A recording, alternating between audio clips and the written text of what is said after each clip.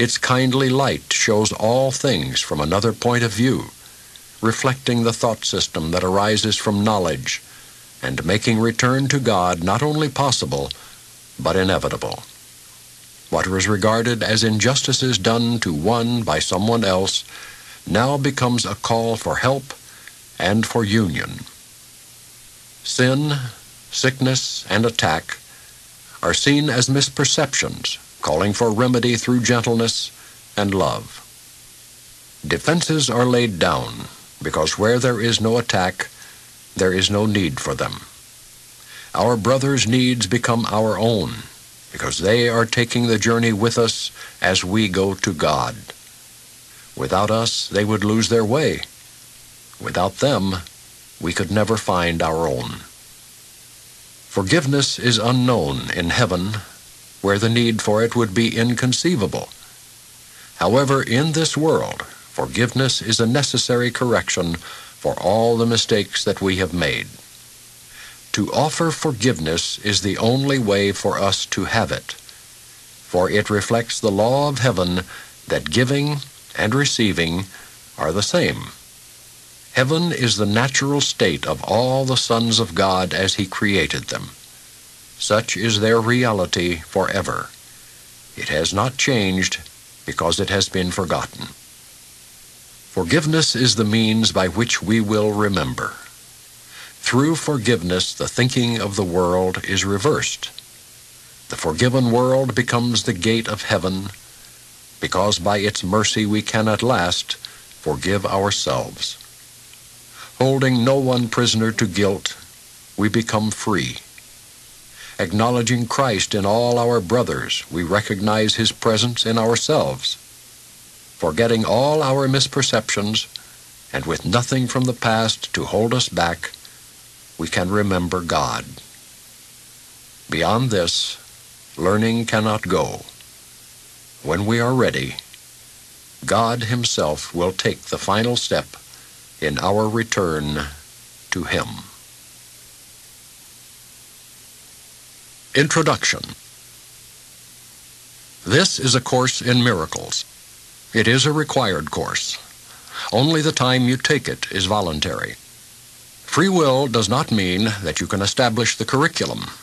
It means only that you can elect what you want to take at a given time.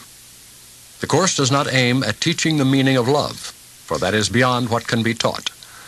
It does aim, however, at removing the blocks to the awareness of love's presence, which is your natural inheritance.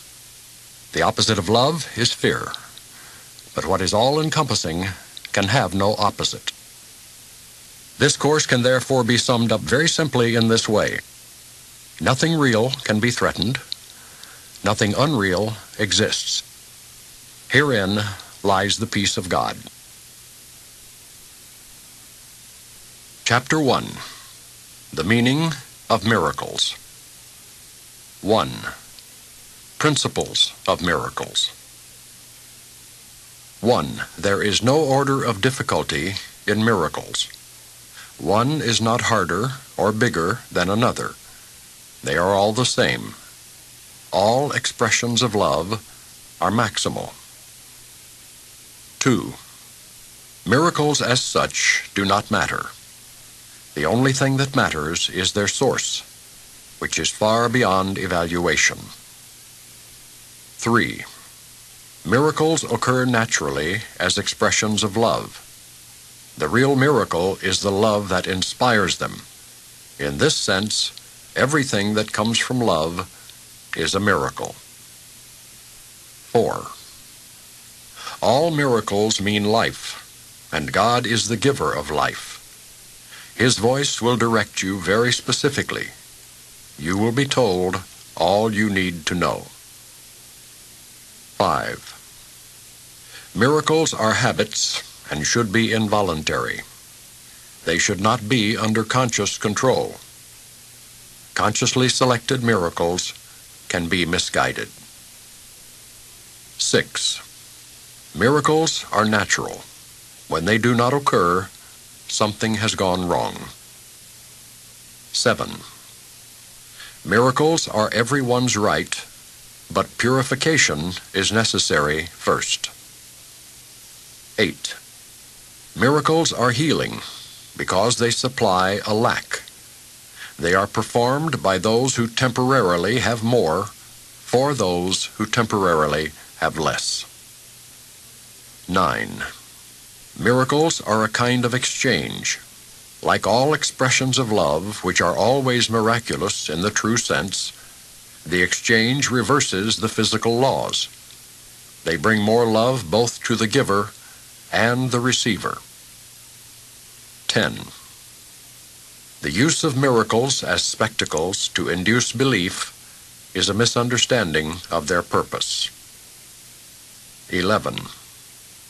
Prayer is the medium of miracles. It is a means of communication of the created with the Creator. Through prayer, love is received, and through miracles, love is expressed. 12. Miracles are thoughts.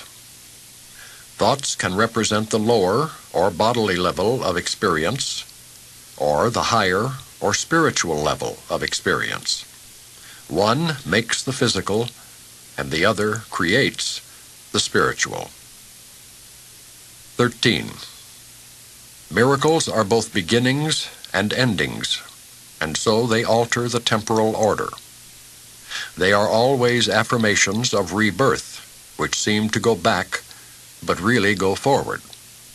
They undo the past in the present, and thus release the future. 14. Miracles bear witness to truth. They are convincing because they arise from conviction.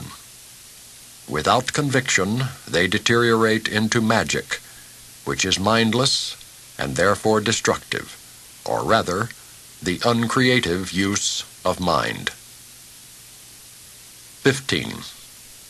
Each day should be devoted to miracles. The purpose of time is to enable you to learn how to use time constructively. It is thus a teaching device and a means to an end. Time will cease when it is no longer useful in facilitating learning.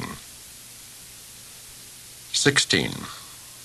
Miracles are teaching devices for demonstrating it is as blessed to give as to receive. They simultaneously increase the strength of the giver and supply strength to the receiver. 17.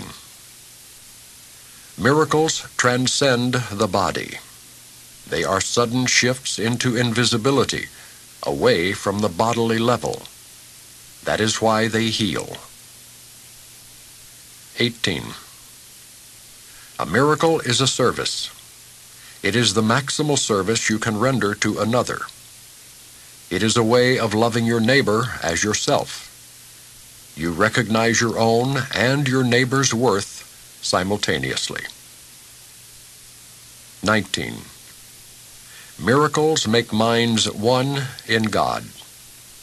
They depend on cooperation because the sonship is the sum of all that God created. Miracles therefore reflect the laws of eternity, not of time. 20. Miracles reawaken the awareness that the spirit, not the body, is the altar of truth. This is the recognition that leads to the healing power of the miracle. 21. Miracles are natural signs of forgiveness. Through miracles, you accept God's forgiveness by extending it to others. 22. Miracles are associated with fear only because of the belief that darkness can hide. You believe that what your physical eyes cannot see does not exist. This leads to a denial of spiritual sight.